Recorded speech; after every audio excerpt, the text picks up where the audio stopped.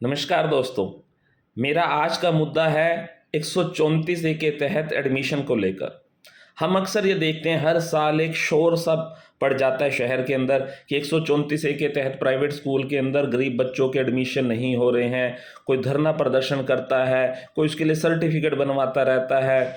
कई बार ये भी देखने पे आया है कि किसी की इनकम थोड़ी सी ऊपर हो जाती है तो वो कहता है नहीं, मेरा कम का सर्टिफिकेट बना दो। उसके लिए वो अप्रोच लगाता रहता है ताकि मेरे बच्चों को 134 ए के तहत एक अच्छे स्कूल के अंदर एडमिशन मिल जाए। दोस्तों, मैं एक बात आपसे पूछना चाहता हूं, आप सब इस पे विचार कीजिएगा। हम सब ही अपने अपने घरों में रहते हैं।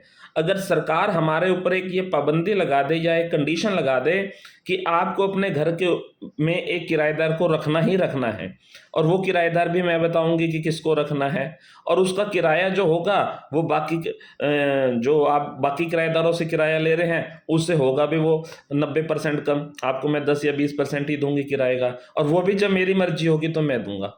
जी हाँ दोस्तों, आज सर जो प्राइवेट स्कूल हैं, इतने बड़े बड़े इंस्टीट्यूशन हैं, वो आज जो अगर 3,000 या 4,000 रुपये अपना ले रहे हैं, फीस ले रहे हैं, सरकार उनको 500-600 रुपये के आसपास फीस देती है। क्लास टू क्लास अलग अलग हो जाती है, और वो भी कई कई महीनों तक पेंडिंग रह जाता है। इसी वजह से प्राइवेट स्कूल इस चीज़ का हमेशा विरोध करते हैं कि 134 ए के तहत कम से कम दाखिले आए, कम से कम लोगों को दाखिला दिया जाए ताकि वो अपना और बच्चों को दाखिला दे सके। देखिए, यहाँ पर कई बार हमारे दिमाग में आता होगा कि प्राइवेट स्कूल अपनी मनमानी कर रहे हैं, सरकार की बात नहीं मान रहे। लेकिन आप इस चीज़ को महसूस कीजिए, आज जो इतने बड़े बड़े ये संस्थान बने हुए हैं, प्राइवेट स्कूल बने हुए हैं, क्या ये एक ही दिन के अंदर बन गए? क्या ये 1 साल के अंदर बन गए? क्या ये 5 साल के अंदर इतने बड़े स्कूल बन गए? नहीं दोस्तों, शुरुआत इनकी भी 10-20 स्टूडेंट के साथ हुई होगी। अगर आज इन्होंने अपना रुतबा बनाया है, अपना नाम बनाया, अपनी पहचान बनाई है, तो उसके अंदर किसी ना किसी व्यक्ति ने अपनी पूरी जवानी, अपनी पूरी ज़िंदगी खपाई होगी, अपनी पूरी ज़िंदगी उस इंस्टीट्यूशन के नाम की होगी, जो आज इतने बड़े इंस्टीट्यूशन ये बने हुए हैं। और हम उस पर जाकर इस तरीके से अगर नाजायज़ कब्जा करने लगे, तो देखिए दर्द तो सभी को होता है। मैं गरीब व्यक्ति को अच्छी शिक्षा देने के पक्ष में बिल्कुल हूँ। ठीक है, आपने 134 ए को चलाया, एक अच्छी सोच के साथ चलाया, उसको कंटिन्यू रखो। लेकिन इसका ये परमानेंट सॉल्यूशन नहीं है। परमानेंट सॉल्यूशन होगा सरकारी स्कूलों की दशा को सुधारने से, उसकी बिल्डिंग को सुधारने से, वहाँ पर सुविधाओं को बढ़ाने से, वहाँ के जो और सुविधाएं हैं। ठीक है, कुछ जगह पे बोर्ड आए हैं, डिजिटल बोर्ड आए हैं, कुछ चीज़ें हुई हैं, लेकिन अभी और बहुत कुछ सुधार करने की ज़रूरत है।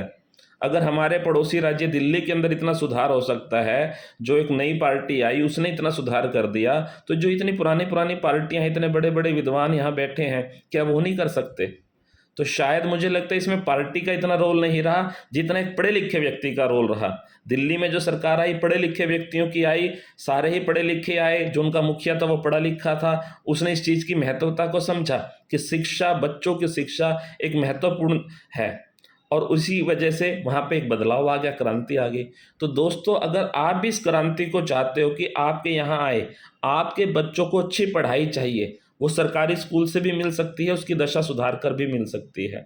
तो मैं आपसे ये अपील करूंगा कि आने वाले विधानसभा चुनाव में पानीपत शहरी से अपने इस भाई सीए जगदीश धमीजा की, एक पढ़े लिखे व्यक्ति की सपोर्ट कीजिए, वोट दीजिए, औरों को भी प्रेरित कीजिए कि वो मुझे वोट देकर विधायक बनवाकर विधानसभा में भेजें, ताकि मैं इस मुद्दे पर को जो है जोर शोर से उठाऊं। और मैं आपको ये पक्की गारंटी देता हूं कि सरकारी स्कूलों की दशा सुधरनी शुरू हो जाएगी। आपका ये भाई लगातार आपके लिए आवाज़ उठाएगा। दोस्तों, मेरे प्यारे बच्चों, अगर आप इस वीडियो को देख रहे हो तो आपके चाचा का आपसे ये वायदा है, और ताऊ का भी ये वायदा है, जो मुझसे छोटे हैं, आपके ताऊ का भी ये वायदा है आपसे कि मैं आपको आपका हक, आपको अच्छी शिक्षा का हक, आपको अच्छी सुविधा का हक दिलवा कर ही रहूँगा। तो आप सब ने अपने मम्मी पापा को भी ये समझाना है कि अच्छी शिक्षा चाहिए तो सीए जगदीश धमीजा को ही जितवाइए। बहुत बहुत धन्यवाद।